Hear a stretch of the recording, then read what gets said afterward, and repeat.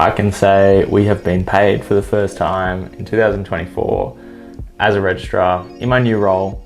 Let's go through the payslip that I just got last week. When you go into a new role, especially a more senior role than you were before, the hourly rate increases, the amount of work that you do increases. There's a few extra things on there. Kind of nice to just to go through it, and different health services always sort of configure their payslips in a slightly different fashion. So when you first get sent that email, you're like super confused about what everything means, but it's not too dissimilar to the other payslips that I've got. So let's just go through it now, and I'll share with you what it actually looks like.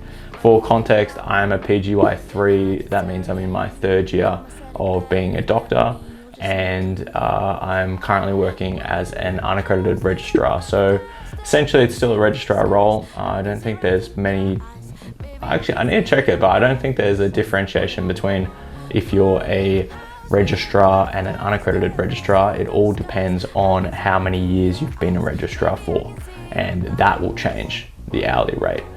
There's the EBA, which I'll link in the description. The other payslip videos that I've made in the past, linked in the description. But for now, let's go through this one. So, we can see here, first of all, I'm gonna have a sip of this tea that I just made. We are first year registrar. Apparently this is our award icon, HM25. I've got no idea what that means. So first of all, we worked 66 ordinary hours on this pay cycle. Let's just zoom out actually. Here we go. So look, pay period, we get 2 weeks of pay, and that's from the 5th of Feb this year until the 18th of Feb. So that's essentially Monday, and then 2 weeks time, that ends on a Sunday. So the 18th is a Sunday. Our hourly rate for just working like normal hours this year is 56.3063. So I think last year or the year before it was around about like 39 or 41, 43 or something like that. So it's actually a big jump, which is pretty cool. Now 66 hours at $56 per hour equates to $3,716, which is nice. We had 4 hours of rostered overtime, and as you know, that's 1.5 times the usual rate. So I was a bit confused. I was like, oh, why does it still say $56 there, but it's noted to be overtime? And I was like about to write up like an email saying like, why is this so wrong and blah, blah, blah. It's like, so it's just an easy calculation. But essentially I just did 4 times 56.3 times 1.5, and it actually ended up to be $337. So that amount's actually correct. Same with the bottom one. So we actually had 24 hours of rostered overtime into the pay cycle, and essentially that calculation is the same, 56.3063 times 2 times 24, and that equates to $2,702. Penalty 50% and penalty 25%, I actually have no idea where those numbers come from. I'm still trying to figure that out, but apparently we get a 50% penalty rate for 3 hours of work, and we get a 25% penalty rate for 1 hour of work. I haven't actually seen this penalty 50% and penalty 25% before, so that's new. Anyways, penalty 25%, we get $7 for that. Amazing. That's like 1.5 coffees. Sweet. And then this 50% penalty rate, we apparently get an extra $84. So thank you for whoever's paying me. That's really cool. Afternoon shift allowance. So this is essentially getting the extra pay for finishing after the usual time. So it's usually after 6 p.m. you get an extra hour of pay essentially for finishing late. So I think I had a fair few shifts that finished after 6 p.m. Usually around 8:30 p.m. is the latest time we are expected to finish, at least for the day shift for this job. So yeah, we did that 4 times 60.53. That equates to $242. Apparently, I didn't get an afternoon shift allowance for one time. So I got minus 0.1 times 60. So they took away my $6.05. I have no idea what this means. Maybe I didn't work for an afternoon or something and they paid me for it, but they're only going to pay me for 90% of it. It's really weird. I've just been taken away a tenth of what I was supposed to get, for the afternoon shift allowance. So I don't know, man. I don't know. That makes no sense. This afternoon shift allowance where I get taken off money and the penalty rates, I'm not too sure about. Carers leave without certificate. Yeah, so there was one day where I actually didn't come into work. I had leave, personal leave. So you still get paid for that day. You're just rostered, at your normal rate. So essentially, when we're rostered to do 76 hours of work, this is like that 66 hours, and then that's an extra 10 hours. So it's essentially like I worked that time, but it doesn't get factored in to the normal ordinary hours. It gets actually registered as a carer's leave, it's not really a carer's leave, it was just personal leave. So I don't know why, I'm not looking after anyone, it's just myself. So whatever.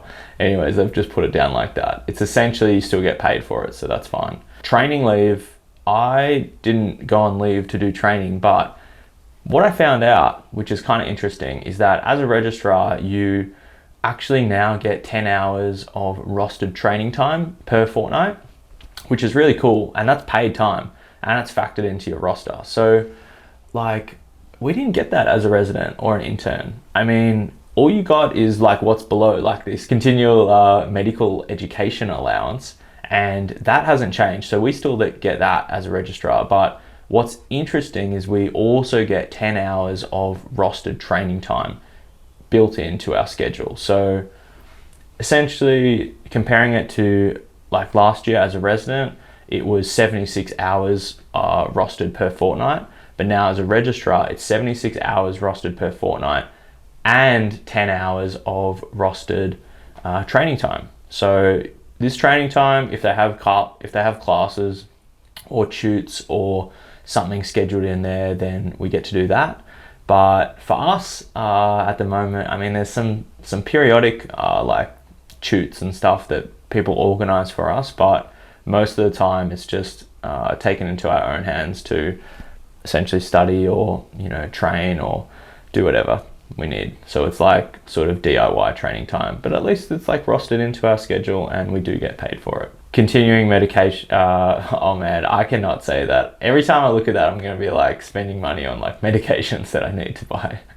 But yeah, we get to 2.7651 of these. I'm not sure why that is the case, but I thought it was just $86 a week that we get paid. But anyways, they've multiplied it by 2.7651. Unreal. So this is what we get to spend on anything that we need to, use for our education, to become smarter and better doctors and more knowledgeable and everything like that. So that's exciting. I think you're probably wondering, look at this little bottom right section here. Wow.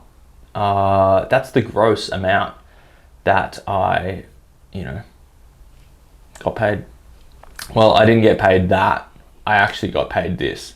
So after you get tax, so if we just go, so let's just wait a second.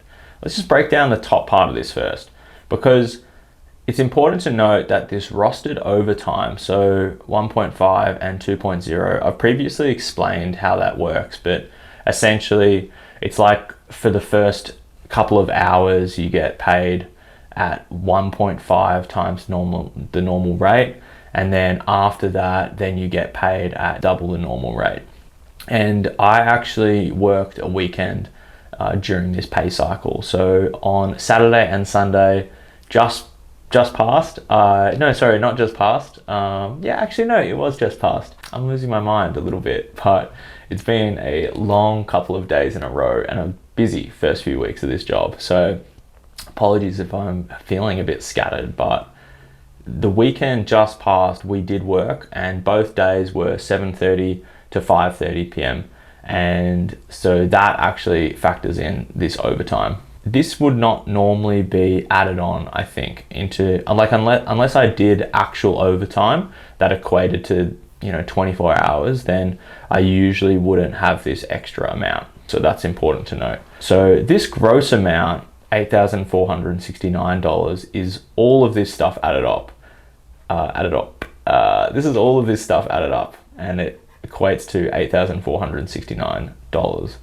We also get a meal allowance, which is after you work for a certain amount of hours, then they give you a little bit of cash to spend on like some food or whatever. I mean, this probably gets you half a meal. So I don't know why they still keep giving us $10 for food. It doesn't really buy much. It buys probably 2 coffees. And I guess if you put milk in that, then it is technically a meal, but most meals do not cost this. Most meals probably cost that amount anyway, so I should be getting double that.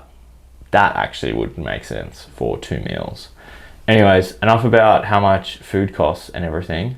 This is what we actually got paid into the bank account, so $4,781. If you look here, this is how much we got taxed. That was, wow, that's a lot. That's pretty much like my pay slip last year. That's how much I got taxed. Crazy. And yeah, I actually need to set up my HEX or help debt so they can actually send some money there, because yeah, this wasn't included on that last pay slip. This is something I've actually forgotten to do since moving health services, is because I still need to pay off my HEX or help debt, and usually just like flick a bit of money to pay that off as your minimum repayments, and usually the health service or the pay office does that for you. So I will try to contact them this week and set that up so we don't have a massive bill come tax time. This is how much the employee actually contributed to my super. So you can see that down here. The rate of super that the employer has to pay is 11% now. So previously it was like 9-10%. As of 2024, this is 11%. So if I was to check my super account now, I would expect to see an extra $568 put into that account. This is how much annual leave I have banked up, and this is how much sick leave I have banked up. So that's that, and a whole bunch of other stuff that has zeros on it. I've blanked out a few details, of course, my employee number and everything. Oh, one thing I didn't, that I forgot to mention is they actually put up like your annual salary. So I don't know like what they sort of, like, is this what I'm going to make, or is this what they base my hourly rate off? I'm not sure, but I'm not sure if this is like take home pay or if this is before tax annualized salary, or maybe it's like a target. Maybe it's like, oh hey, if you work really hard, maybe you'll get that amount of money. Who knows? But yeah, this is the pay slip. I mean, it's kind of just nice just to see a little bit of a different layout. There's actually more information about how much it gets broken down, and I feel like it's pretty clear pay slip. Apart from this like penalty 50%, 25%, and why I've gotten a 1/10 of my afternoon shift allowance taken off, I will be still confused about for days until I figure it out. But hopefully this helps you break down your payslip. And I guess every time like I'm trying to check on things, like I always use like DIT Paycheck. Why don't we do that now? Let's do that. Let's go on DIT Paycheck. So let's get on here. Registrar year 1. So late finish penalty, yeah, that's what we were talking about before. That's $60.53 per shift, payable for shifts that finish after 6 p.m. Bang. So we did 4 of those shifts. Okay, cool. And that's how much we got paid. Amazing. Overtime. So we did after the first 2 hours, Monday to Saturday and all day Sunday. Cool. Then we get $112.61 per hour. So why are we paid 4 hours at this rate if it is only after the first 2 hours? Interesting. Anyway, so apparently we got 4 hours paid at that 1.5 overtime rate. So I'm not sure if it's maybe it's based on like the weeks as well. So sometimes if you're working more than 38 hours per week, or yeah, oh, here it goes. Yeah, 43 hours per week for registrars. Interesting. So that's 86. So that's actually good to know. So ordinary rate, $56.31 per hour. That's the exact same here. Rounded up the 6 to a 1. That makes sense. But as I said before, registrars are, 43 hours per week. If you double that, then that's 86 hours per fortnight. So that takes into account the usual 76 hours that are rostered, plus the training leave that's also rostered. So 76 plus 10 is the 86 hours. If you divide the 86 hours by 2, then you get the 43 hours per week. So that makes sense. Amazing. We didn't work public holidays. We didn't work night rates. Short notice penalty, no. So I guess my question is, where is the other stuff that's there? EBA doctors in training. So if I just search penalty payments. All right, here we go. Saturday and Sunday work. Any ordinary hours performed between midnight Friday and midnight Sunday must be paid at 150% of the doctor's ordinary hourly rate of pay. So that's that 1.5% of overtime rate. For hours worked between midnight Friday and midnight Sunday that are in excess of ordinary hours, some other overtime stuff. And a night duty allowance, an additional 25% of the doctor's ordinary base hourly rate of pay must be paid for each hour worked during a rostered shift finishing the day after the work began. Or each hour worked during a rostered shift beginning after midnight and before 6:30 a.m. Well, that doesn't make a lot of sense. Friday evening shifts. From March, will attract a penalty payment of 25% of the doctor's hourly rate for each hour worked within that period. Hours worked on Friday between 6 p.m. and midnight. So maybe this is a Friday evening shift penalty.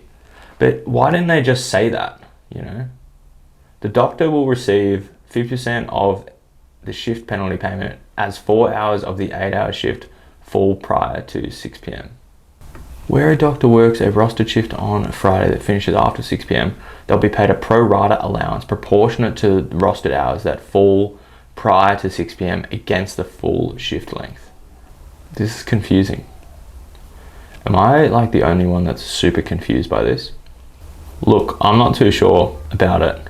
I might have to play around a little bit with DIT Paycheck to figure out those penalty 50% and penalty 25% rates. But I have a feeling it's got something to do with the Friday shifts, because Friday shifts that finish after 6 p.m, in addition to the afternoon shift allowance, I think you get a little bit more of a kickback from that. So that's that. But look, let's leave it there. This is the payslip that I just got.